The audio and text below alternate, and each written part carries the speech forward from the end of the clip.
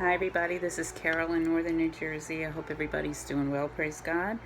It's been a rough past couple of weeks with all of the sadness that we're dealing with in our country and in the world, namely the death of Mr. George Floyd at the hands of 4 police officers.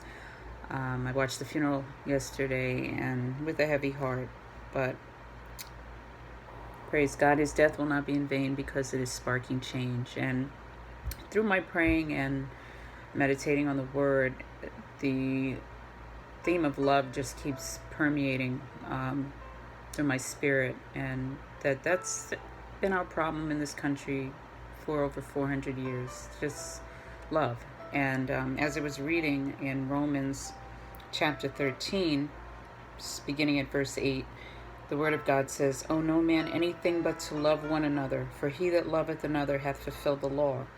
For this, thou shalt not commit adultery, thou shalt not kill, thou shalt not steal, thou shalt not bear false witness, thou shalt not covet. And if there be any other commandment, it is briefly comprehended in this saying, namely, thou shalt love thy brother as thyself.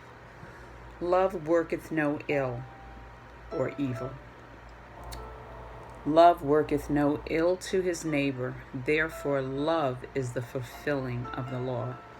So when God gave Moses the law in the Old Testament with the 10 commandments of what the people should not do, such as thou shalt not kill, steal, covet, this is basically saying that loving thy neighbor as thyself is the whole fulfillment of the law.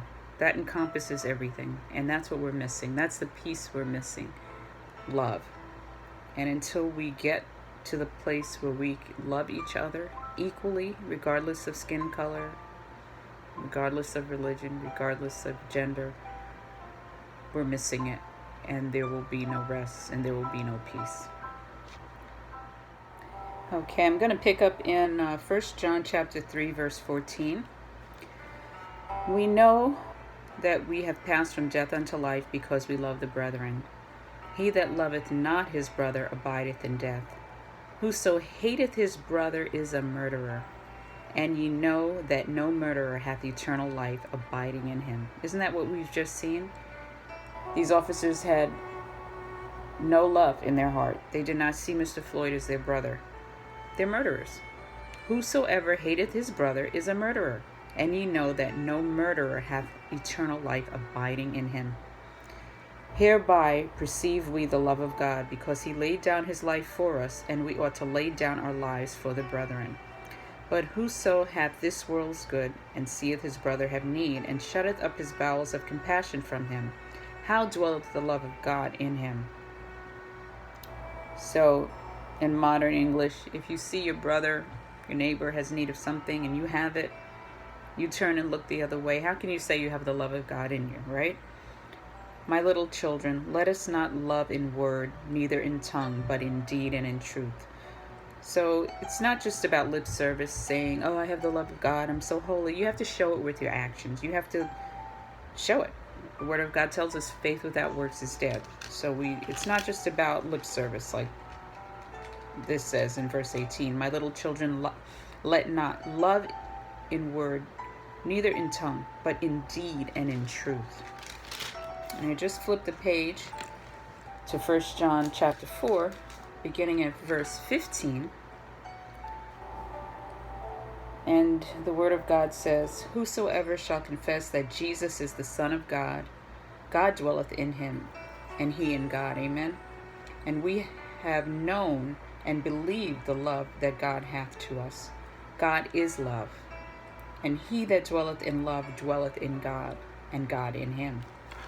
Herein is our love made perfect, that we may have boldness in the day of judgment, because as he is, so are we in this world." So we as Christians need to be bold. We need to speak out against injustice, okay? "There is no fear in love, but perfect love casteth out fear, because fear hath torment. He that feareth is not made perfect in love." We love him because he first loved us. If a man say, "I love God," and hateth his brother, he is a liar. For he that loveth not his brother whom he hath seen, how can he love God whom he hath not seen?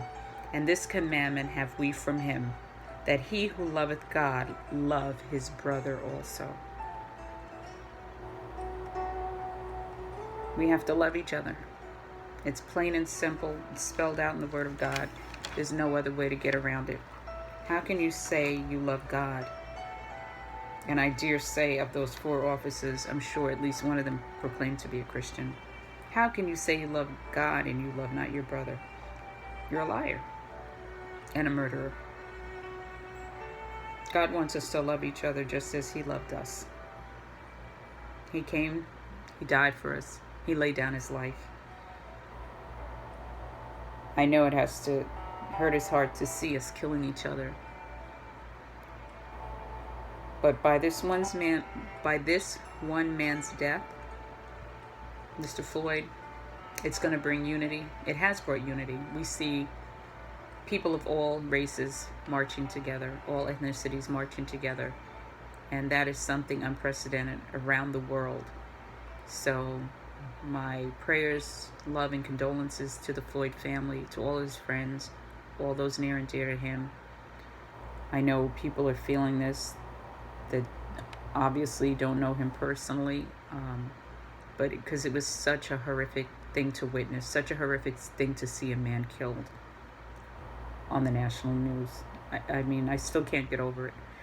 So I hold on to my faith, hold on to God, and just pray for healing.